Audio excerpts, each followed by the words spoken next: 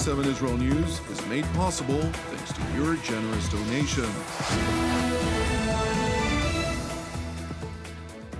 Shalom and good evening. Erev Tov. I am Ayan Hessen, and this is TV7 Israel News broadcasting from Jerusalem. U.S. Special Envoy Steve Witkoff announced the launch of Phase 2 of U.S. President Donald Trump's 20-point plan for the Gaza Strip. President Trump instructs U.S. military to postpone its highly anticipated attack on the Islamic Republic of Iran. Russia reaffirms its commitment to the Islamic Republic of Iran. The United States has announced its launch of Phase 2 of President Donald Trump's 20-point plan to end the war in the Gaza Strip, despite Hamas's failure to deliver the remains of the final hostage, Ran Gavili, whose body remains in captivity since his murder by Palestinian terrorists on October 7, 2023. According to President Trump's special envoy Steve Witkoff, Phase 1 delivered historic humanitarian aid, maintained the ceasefire, returned all living hostages, and the remains of 27 out of 28 deceased hostages. He continued by voicing Washington's deep appreciation of Egypt, Turkey, and Qatar for their indispensable mediation efforts that made all progress to date possible. According to Witkoff, the next phase aims to establish a transitional technocratic Palestinian administration in Gaza and begins the full demilitarization and reconstruction of Gaza, primarily the disarmament of all unauthorized personnel. In this same line, the American envoy stressed that the U.S. expects Hamas to comply fully with its obligations, including the immediate return of the final deceased hostage, warning that failure to do so will bring about serious consequences. It is important to note that beyond failure to deliver the remains of the final deceased hostage, the Islamist Hamas has repeatedly violated the terms of the ceasefire, to include several instances this week alone, in which Hamas terror operatives penetrated the so-called Yellow Line and exchanged fire with IDF forces. The most recent incident resulted in 2 IDF soldiers sustaining light injuries, while in contrast, 6 Palestinian terror operatives were eliminated. Turning to Washington, where U.S. President Donald Trump made a last-minute decision to suspend a much-anticipated attack on Iran's Ayatollah regime. We have been notified, and pretty strongly, but we'll find out what that all means. But we've been told that the killing in Iran is stopping. It's stopping. And there's no plan for executions or executions. So I've been told that on good authority. We'll find out about it. I'm sure if it happens, we'll all be very upset, including you will be very upset, but that's just gotten to me, some information that the killing has stopped, that the executions have stopped. They're not going to have an execution, which a lot of people were talking about for the last couple of days. Today was going to be the day of execution. Who told you that the killings have stopped there? And if it's the Iranian regime? We have been informed by very important sources on the other side, and they've said the killing has stopped and the executions won't take place. There was supposed to be a lot of executions today, and that the executions won't take place. And we're going to find out. I mean, I'll find out after this. You'll find out. But we've been told on good authority, and I hope it's true. Who knows, right? Who knows? Crazy world. The regime officials on the other side, as he put it, include Iranian Foreign Minister Abbas Araghchi, who received a platform on the American network Fox News, where the terror regime's top diplomat was granted an opportunity to disseminate disinformation, claiming that demonstrators who were murdered were in fact Israeli-backed terrorists. Terrorist cells, they came in, they used Daesh-style terrorist, operations. They got police officers, burned them alive, they beheaded them, and they started shooting at police officers and also to the people. So as a result, for 3 days, we had, in fact, fighting against terrorists and not, with the protesters. It was completely a different story. The reason I have to explain, and this is important, Why they started to shoot at people? For one reason, they wanted to increase the number of deaths. Why? Because President Trump has said that if there are killings, he would intervene. And they wanted to drag him into this conflict. And that was exactly an Israeli plot.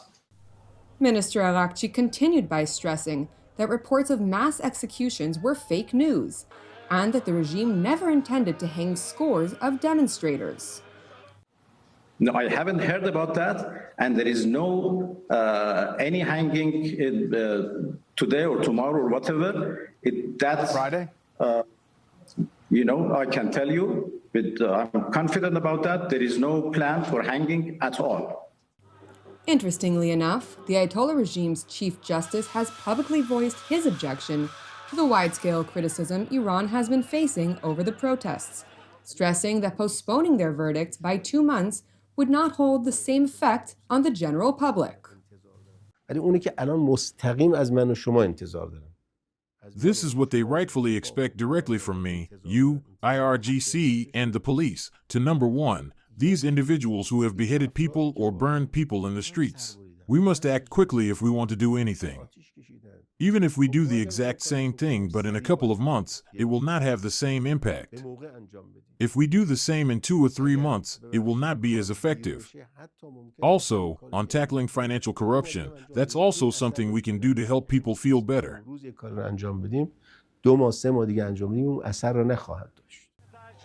It is important to highlight that according to separate reports, including coverage by media outlet Iran International, many thousands of Iranians have been murdered by the regime over the course of the past 4 days.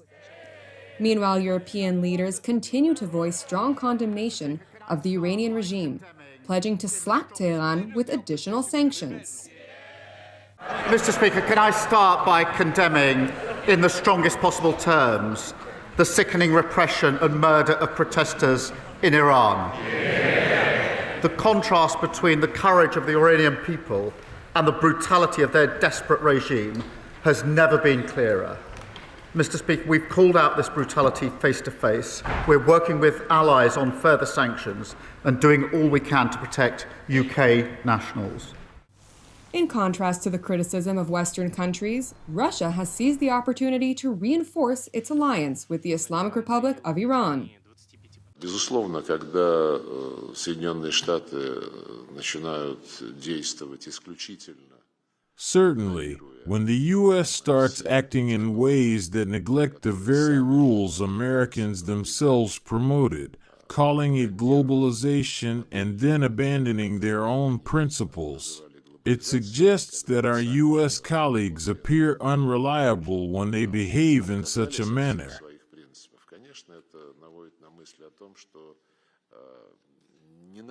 For example, they always bet on oil and other critical resources, focus solely on advancing their own interests, and use threats and direct pressure methods such as tariffs. Partners of Iran, for instance, are subjected to 25% tariffs. И использовать для этого угрозы и методы прямого давления в виде тарифов от Ирану объявили, вернее, партнерам Ирана объявили тарифы в 25%. Я не думаю, что какая-либо третья сторона может... I do not think that any third party can change the nature of Russian-Iranian relations. Характер опирается на договоренности, которые... This relationship is based on agreements reached by the presidents of Russia and Iran. It serves the interests of both states and both nations, and it has been implemented through a series of real projects. We simply need to work and to implement the agreements achieved between Russia and Iran as well as all other economical partners. When such a powerful country like U.S. acts by these dirtier methods, it means only one thing: the U.S. competitive position is steadily worsening. Последовательно ухудшаются. Israel has received no indication that a U.S. strike on Iran is imminent, but Israeli officials have decided that any American strike would be accompanied by changes to Israel's defensive policies. Simultaneously, Israel is preparing for the possibility that the United States could launch a campaign aimed at overthrowing the regime.